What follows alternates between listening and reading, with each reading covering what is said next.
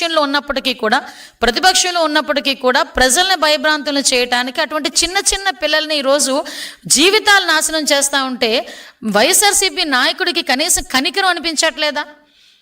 ఈరోజు నేను ఎందుకు మాట్లాడుతున్నానంటే, ఈరోజు చాలామంది నేను చూస్తే ఎంతమందిని ఈరోజు వాళ్ళందరినీ కూడా నేను బయట చూసాం. ఎంతమంది ఏ ఏజ్ గ్రూప్ ఆఫ్ పిల్లలు ఉన్నారు, ఎవరున్నారు ఇందులో అని చూస్తే 17 సంవత్సరాల పిల్లలు కూడా ఉన్నారు, ఇందులో 19 సంవత్సరాల పిల్లలు కూడా ఉన్నారు.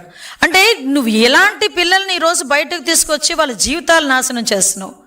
కనీసం నేను తల్లిదండ్రులు కూడా ఒకటి విజ్ఞప్తి చేస్తున్నా, ఒక రాజకీయ పార్టీ వెనకాతలు పంపించినప్పుడు మీరు ఏ రాజకీయ పార్టీ వెనకాతలు మీరు పంపిస్తున్నారు, ఆ రాజకీయ పార్టీ నాయకుడి తాలూకా చరిత్ర ఏంటి, ఆ రాజకీయ పార్టీ నాయకుడి తాలూకా ఉద్దేశాలు ఏంటి, రేపొద్దున నీ కొడుకుకి ఏమైనా జరిగినా, రేపొద్దున నీ కొడుకు ఏమైనా ఇబ్బంది వచ్చినా రాజకీయ నాయకుడు వచ్చి నిలబడతాడా అన్న విషయం కూడా ఈరోజు తల్లిదండ్రులు కూడా ఆలోచించుకోవాల్సిన విషయం అవసరం ఉందండి. ఎందుకంటే ఒక రకంగా చెప్పాలంటే వైసీపీ నాయకుడి తాలూకా పరిస్థితి ఎలా ఉందంటే, ఆస్తి గురించి సొంత తల్లి మీద సొంత చెల్లి మీద కేసులు పెట్టినవాడు రేపొద్దున నీ కొడుకుని ఎవరైనా అరెస్ట్ చేస్తే ఇలాంటి విషయాలు వస్తాడని మీరు ఎందుకు అనుకుంటున్నావు? నీ కొడుకుని రక్షిస్తాడని నువ్వు ఎలా ఆలోచించుకుంటున్నావు?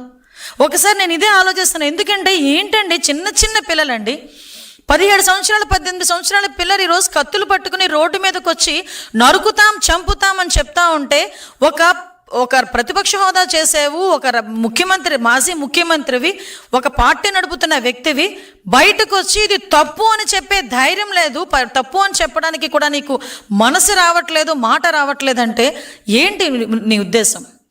అధికారంలో ఉన్నప్పుడు డాక్టర్ సుధాకర్ మాస్క్ అడిగిన పాపానికి డాక్టర్ సుధాకర్ని ఆ రోజు చచ్చిపోయే పరిస్థితి తీసుకొచ్చావు.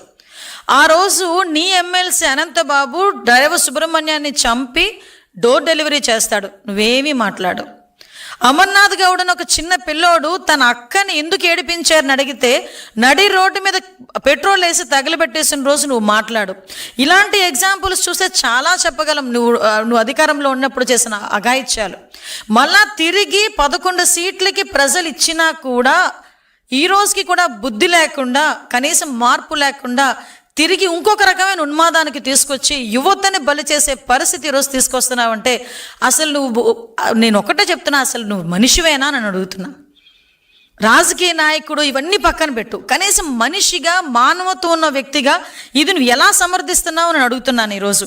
అంటే ఒకసారి మనం ఆలోచించుకుని చూసుకుంటానండి.